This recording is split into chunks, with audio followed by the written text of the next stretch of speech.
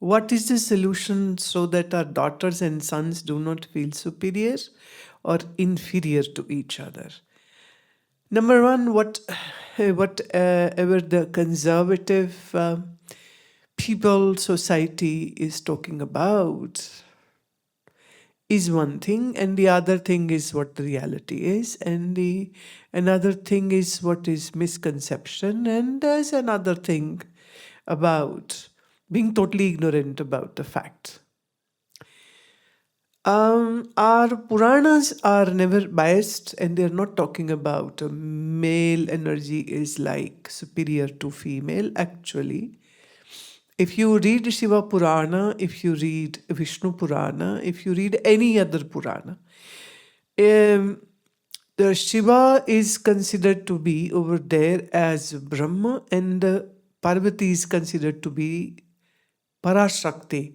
And Parashakti is not one who has been created by Shiva, but they say it's a parallel energies. It's like both entities are parallel and complement to one another.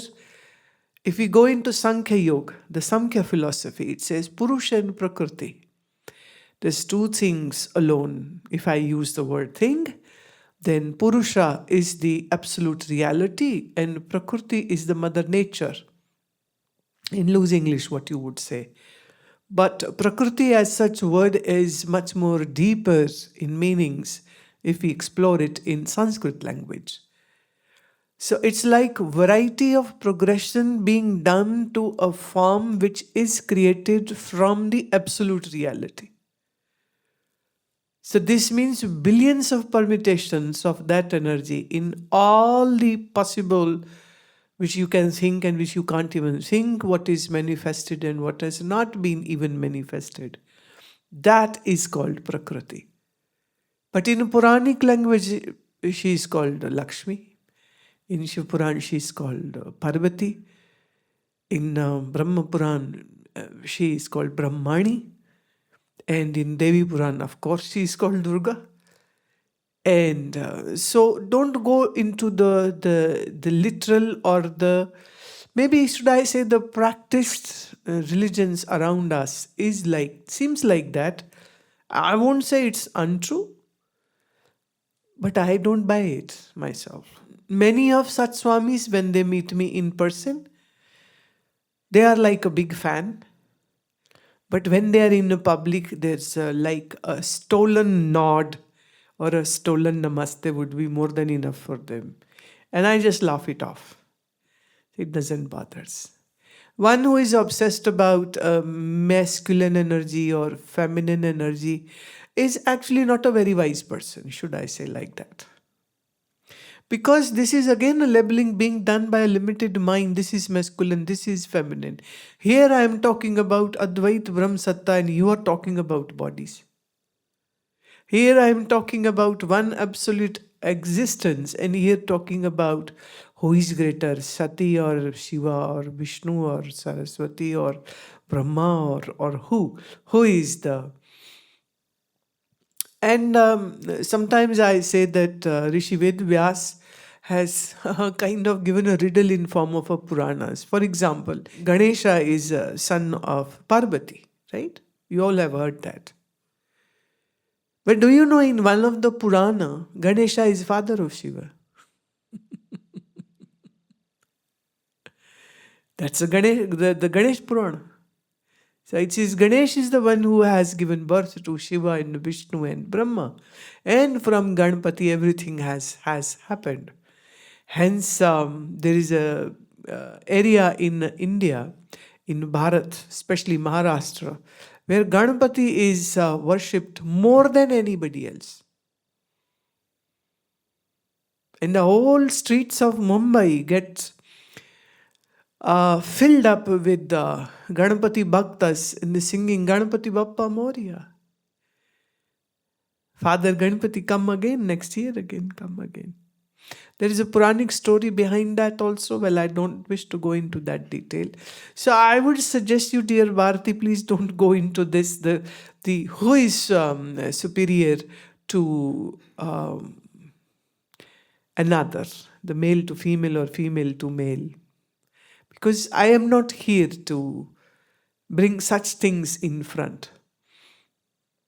And what I am talking about is more about the Advait Vedant. And in Advait Vedant, our journey begins from Mano Buddhi Ahankara Chitta Ninaham.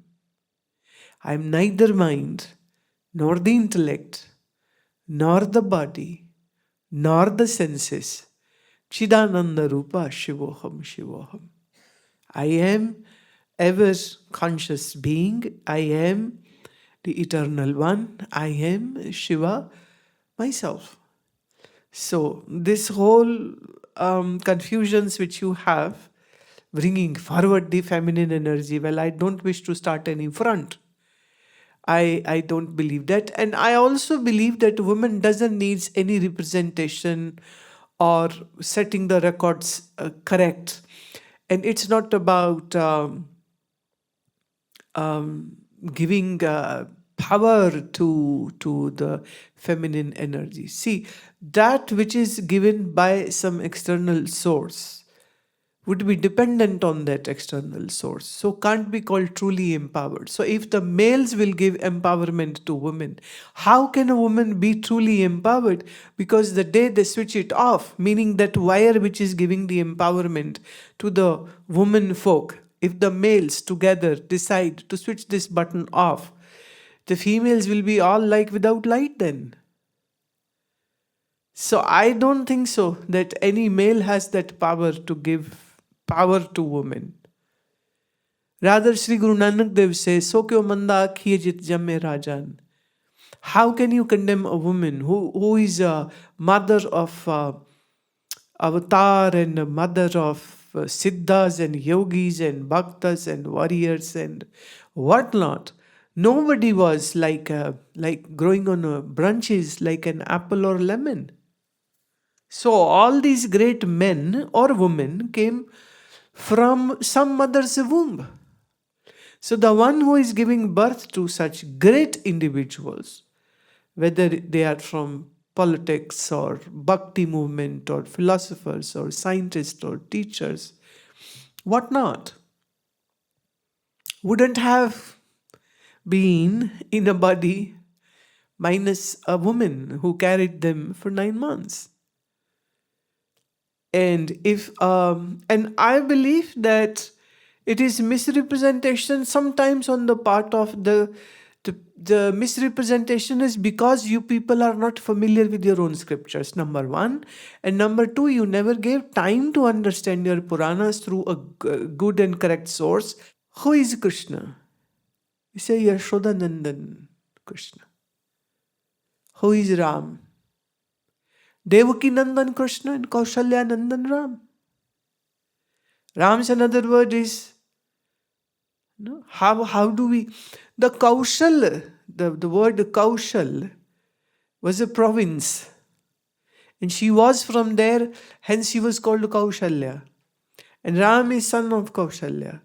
So how does Ram introduce himself when he is in this 14 years of forest banishment? He always brings his mother's name first.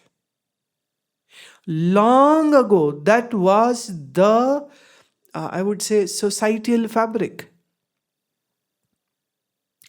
Fathers were not, I wouldn't say that much. How is Arjuna addressed? Kunti Nandan. Krishna calls him Kaunteya, son of Kunti. He is not even, somewhere it says Pandu Putra, sure. But when it comes to giving an addressal to the lineage, it's always Kunti. So Krishna always call him Kaunteya. That is his favorite word. He's not calling him Pandue. It's Kaunteya.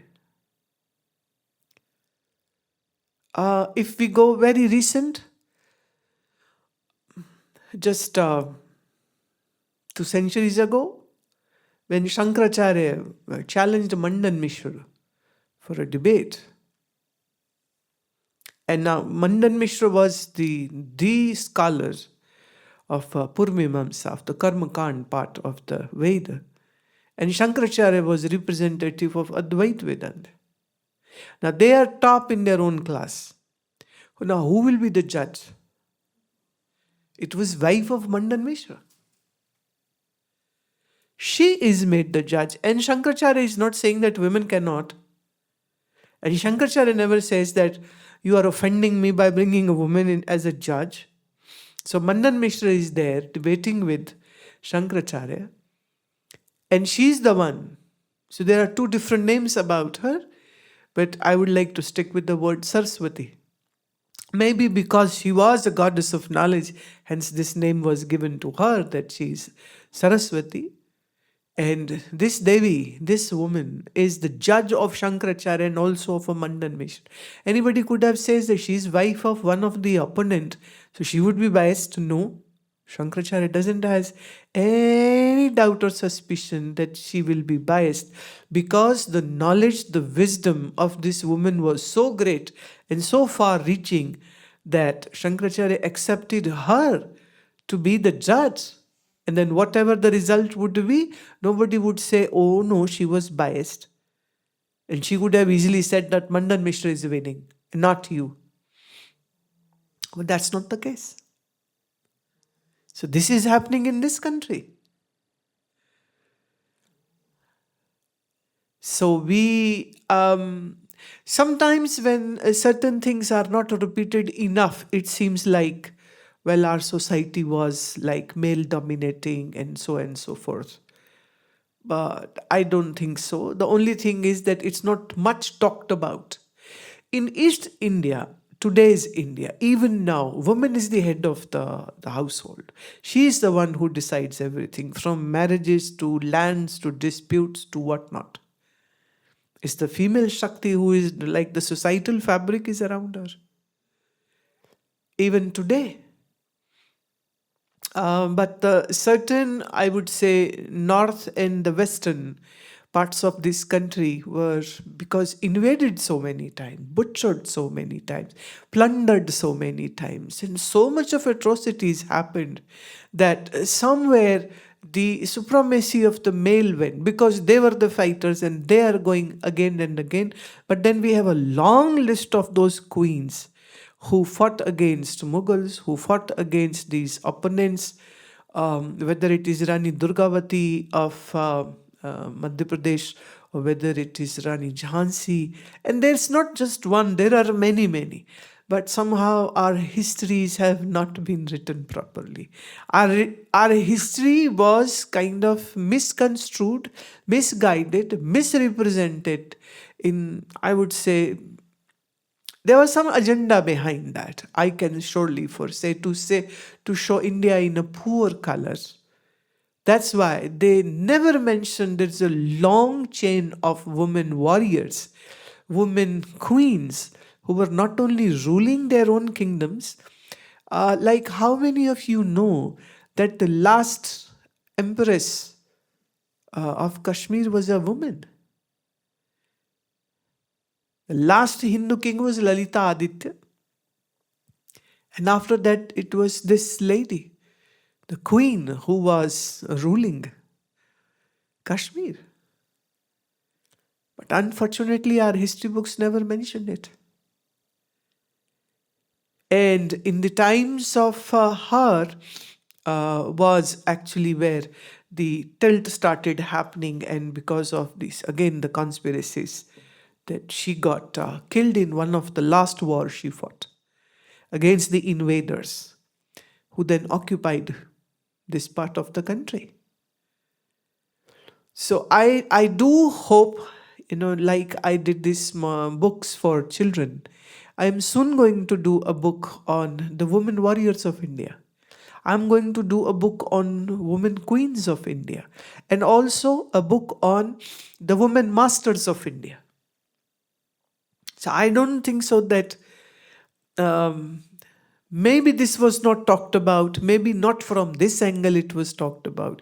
So it seems as if that feminine energy. But see, in any case, when you say Vidya, it is a feminine.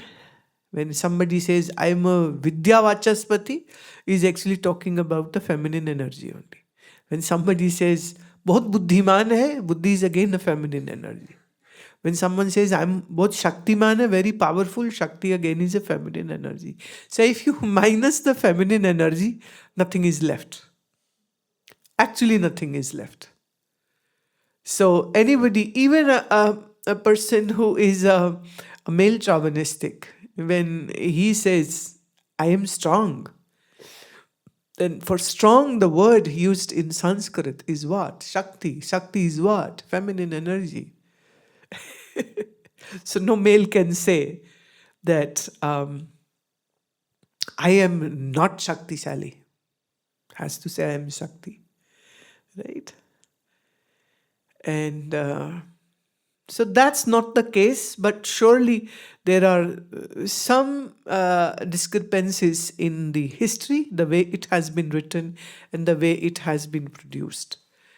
And yes, there is a very big bias in males in world over, where they think they are more intelligent, or they are the true representative of Dharma. Our so-called academic history books never wrote about the great Rishi lineage of this country, but yet that Rishi lineage is very much alive and kicking in this world.